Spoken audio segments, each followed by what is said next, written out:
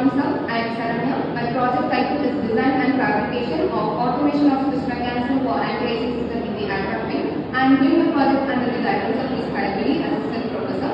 So my project is based on monitoring the atmospheric conditions and switching on the bleed air wing anti-icing system automatically by sensing the icing conditions. So for this I am using the DH322 sensor. It senses the temperature from -40 degrees Celsius to 80 degrees Celsius.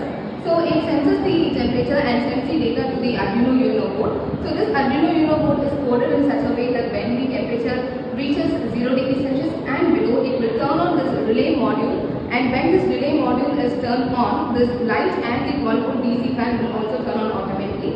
And this 12 volt DC fan represents the bleed air wing anti-icing system in the aircraft, and this light represents the warning system which will be fixed inside the aircraft cockpit.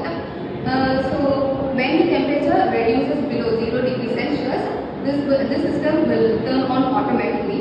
So during the real-time implementation of my project, the circuit has to be fixed in the control valve in the bleed air anti-icing system. So when the control valve turns on, the bleed air will pass through the valve and will be sent to the leading edges of the aircraft. That's all.